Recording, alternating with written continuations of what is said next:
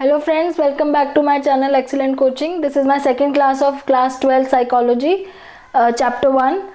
और चैप्टर हम पढ़ रहे थे वेरिएशंस इन साइकोलॉजिकल एट्रीब्यूट्स. उसमें हमने पिछली क्लास में ये पढ़ा था कि इंडिविजुअल डिफरेंस क्या होते हैं, वेरिएशंस क्या होते हैं और उनको हमको असेस करना होता है. उसके दो मेथड्स होते हैं, फॉर्मल, इनफॉर्मल. और उसके बाद जो साइकोलॉजिकल एट्रीब्यूट्स हैं वो मल्टी डायमेंशनल होते हैं. मल्टी डायमेंशनल का मतलब आप उनको किसी एक डायमेंशन से मेजर नहीं कर सकते. जितने भी एट्रीब्यूट्स हैं जो हमने देखा था, जैसे इंटेलिजेंस हो गया, एप्टीट्यूड हो गया, इंटरेस्ट हो गया, वैल्यूज़ हो गई, तो जितने भी एप्टीट्यूड्स हैं, जितने भी एट्रीब्यूट्स हैं, उनको हमें मेजर करने के लिए मल्टी डायमेंशनली देखना पड़ता है. और उसमें से हमने पहली जो डायमेंशन यहाँ पे ली है वो है intelligence. So this was the first domain of psychological attribute जो हमने लास्ट टाइम डिस्कस लिस्ट पढ़ी थी जिसकी पूरी. तो अब ये देखना है कि इंटेलिजेंस क्या चीज़ है. तो पहली domain is intelligence. So what is intelligence? अगर लेट मी आस्क यू, अगर जैसे आपसे पूछा जाए कि इंटेलिजेंस क्या होती है, कॉमनली जो लोग बोलते हैं, जैसे किसी को बोला जाए कि इंटेलिजेंस क्या होती है, आप किसको बोलते हो कि वो बहुत ज़्यादा इंटेलिजेंट है? तो आपके आंसर्स क्या होते हैं कि वो उसके मार्क्स बहुत अच्छे आते हैं इसलिए, या फिर उसको सारे आंसर्स पता होते हैं, या उसको बहुत चीज़ों की नॉलेज है इसलिए वो इंटेलिजेंट है, या जो मतलब एक तरीके से जैसे यहाँ पे लिखा हुआ है कि कॉमन सेंसिकल नोशन क्या है. इंटेलिजेंस को कॉमन सेंस में लोग क्या बोलते हैं, इंटेलिजेंस क्या चीज़ है?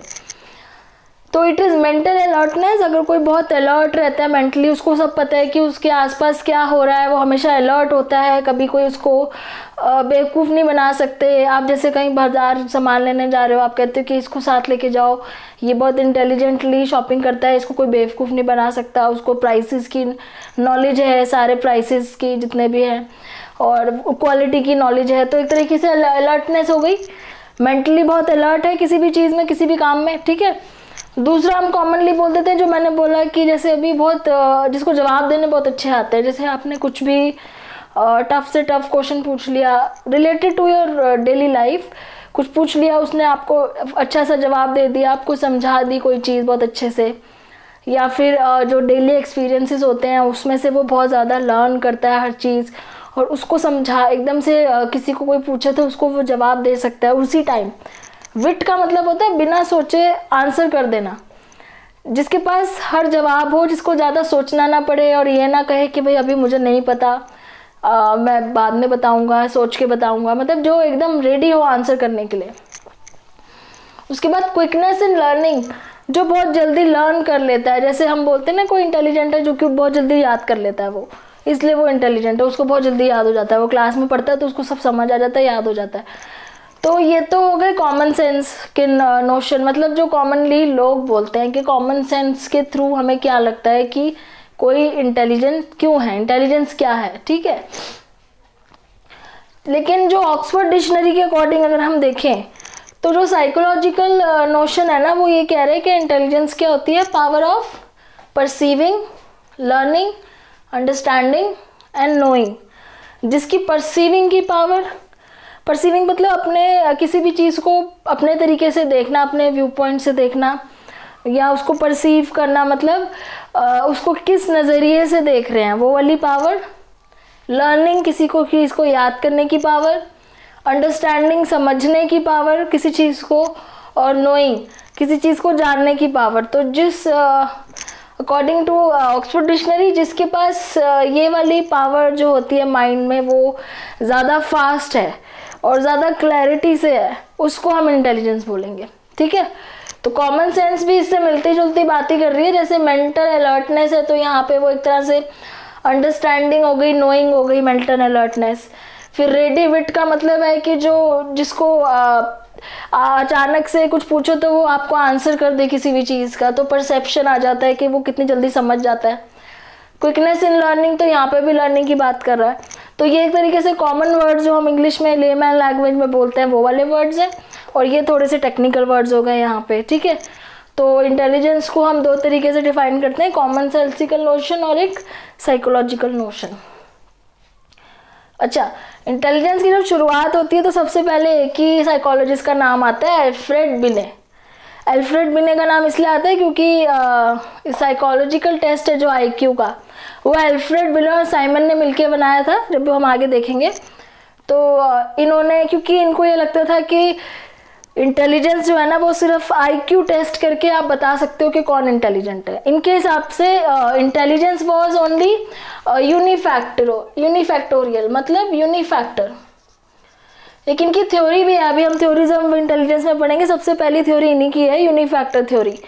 तो इनके अकॉर्डिंग क्या था, अल्फ्रेड बिने के अकॉर्डिंग था कि इंटेलिजेंस में क्या होता है, लोगों के बीच में कैसे वेरिएशन होती है इंटेलिजेंस पे, कि यहाँ तो या आधे लोग या तो इंटेलिजेंस होते हैं या फिर नहीं होते, मतलब दो ही वेरिएशंस होती हैं, या तो इंटेलिजेंस है या फिर नहीं है।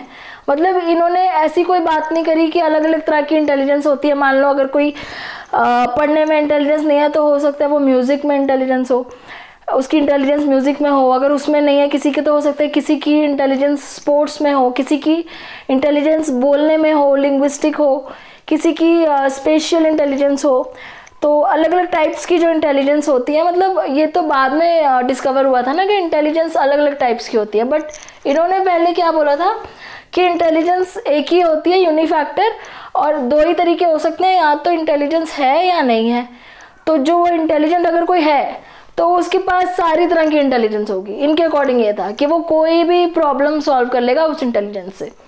अब रियलिटी में तो ये पॉसिबल नहीं है ना। जैसे मान लो कोई मैथ में बहुत अच्छा और उसको बोले कि आप म्यूजिकली कोई गाने की ट्यून बना के दिखाओ, तो क्या वो कर सकता है? ज़रूरी नहीं है ना, क्योंकि अगर वो मैथमेटिकली लॉजिकली इंटेलिजेंट ज़रूरत है ना म्यूजिकली भी हो। और अगर कोई लिंग्विस्टिकली बहुत अच्छा है और उसको बोला जाए कि आप ड्राइंग करके दिखाओ कोई, तो ज़रूरी नहीं है कि वो उसमें भी बहुत अच्छा हो। तो एक तरह से इनकी जो इंटेलिजेंस की थ्योरी थी यूनिफैक्टर, वो बहुत ही ज़्यादा पॉपुलर नहीं हुई, क्योंकि वो तो बाद में दिख ही रहा था लोगों को कि भाई हर कोई इंडिविजुअल की अलग अलग एप्टीट्यूड्स होते हैं, इंटरेस्ट होता है, टैलेंट होता है। तो ऐसा तो नहीं है कि वो अगर एक चीज़ में अच्छा है तो वो अच्छा ही है सब में, और वो बुरा है एक चीज़ में तो सब में बुरा है, ऐसे नहीं हो सकता ना। तो यूनिफैक्टर थ्योरी में हम ये देखेंगे आगे। तो इनके अकॉर्डिंग क्या था, इंटेलिजेंस की डेफिनेशन क्या थी? एबिलिटी टू जज well, understand well and reason well. इनके में 3 था, मतलब पॉइंट्स मेन। एक तो जज कर सके अच्छे से किसी को, अंडरस्टैंड कर सके और रीजन दे सके उसके पीछे। तो it is the ability of ability to जज well, understand well and reason well. This is according to Alfred Binet. तो इनका नाम बहुत ज़रूरी है मेंशन करना जब भी इंटेलिजेंस की बात हो, कि शुरुआत इन्होंने ही करी है। ओके। उसके बाद एक वेस्लर्स है जिनका जो टेस्ट बहुत ज़्यादा यूज़ होता है। इनका साइकोलॉजिकल टेस्ट बहुत फेमस है जिसको हम यूज़ करते हैं टेस्टिंग में। और इनके अकॉर्डिंग क्या था,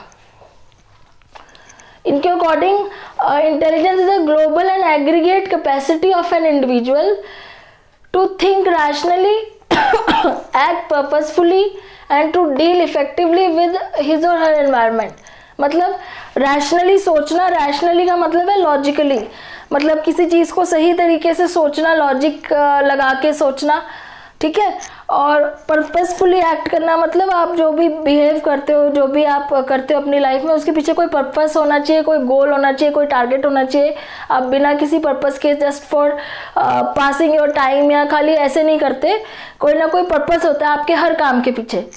तो जो अच्छे से रैशनली सोच लेते हैं और जो पर्पसफुली एक्ट करते हैं और जो अपने एनवायरनमेंट के साथ इफेक्टिवली डील करते हैं, अपने एनवायरनमेंट के साथ अच्छे से डील करते हैं, वो इंटेलिजेंट होते हैं। तो इनकी जो डेफिनेशन है वो थोड़ी सी अलग हो गई यहाँ से, कि it is the global and aggregate capacity. Global मतलब होलिस्टिक जो भी कैपेसिटी है, एग्रीगेट सबको मिला जुला के जो कैपेसिटी है इंडिविजुअल की, to think rationally, act purposefully and deal effectively with his or her environment. Okay. तीसरी डेफिनेशन जो आपकी इंटेलिजेंस की दी हुई है वो है गार्डनर और स्टर्नबर्ग की। एक्चुअली डेफिनेशन नहीं है, उनका व्यू पॉइंट दिया हुआ है कि ये दोनों क्या सोचते थे। यही वो लोग थे जिन्होंने आगे जाके ये कॉन्सेप्ट भी सपोर्ट किया था कि इंटेलिजेंस यूनिफैक्टर नहीं है, इंटेलिजेंस बहुत तरह की होती है, अलग अलग। तो हर कोई अलग अलग तरह की इंटेलिजेंस में, हर एक कोई ना कोई किसी तरीके की इंटेलिजेंस में होता है। तो इनके अकॉर्डिंग क्या है, इनके according it is not only the individual जो होता है, it is not only adapts to the environment but modifies और शेप्स द एनवायरनमेंट। वो अपने एनवायरनमेंट में खाली अडेप्ट नहीं करता इंडिविजुअल, जैसे यहाँ पे सारे अडेप्टिंग की बात ही कर रहे हैं कि अपने एनवायरनमेंट से डील करना या उसको अंडरस्टैंड करना, उसको जज करना, तो ये कह रहे हैं कि अडेप्ट तो करता ही है लेकिन उसके अलावा उसको शेप भी करता है। मतलब अगर वो उसको सूट नहीं करता है एनवायरनमेंट तो उसको बदल भी सकता है, उसको मॉडिफाई भी कर सकता है अपने आप को सूट कराने के लिए, तो वो इंटेलिजेंट होता है। और ऐसा होता है, मतलब इंटेलिजेंस है, इतनी इंटेलिजेंस है, इतनी कैपेबिलिटी ह्यूमन बींग्स में है कि वो सिर्फ अपने एनवायरनमेंट से डील नहीं करेंगे, अपने एनवायरनमेंट को वो चेंज भी कर सकते हैं अगर उनको कोई चीज़ सूट नहीं कर रही तो, और यही इंटेलिजेंस है। तो ये दोनों इस चीज़ को सपोर्ट करते हैं कि अडाप्ट भी करते हैं, मॉडिफाई भी कर सकते हैं और उसको अपने सूटेबिलिटी के लिए सूटेबल बनाने के लिए उसको चेंज भी कर सकते हैं एनवायरनमेंट को। तो ये आपकी मेन 3 डेफिनेशंस हैं एनवायरनमेंट की जो कि इम्पॉर्टेंट है। अब नेक्स्ट वीडियो में हम लोग थ्योरीज ऑफ इंटेलिजेंस डिस्कस करेंगे, जिसमें पहली थ्योरी यही आएगी, एल्फ्रेड बिने की unifactor theory. Okay, so I hope you liked my video, so please like it, subscribe it and share with others, and wait for my another video with theories of intelligence.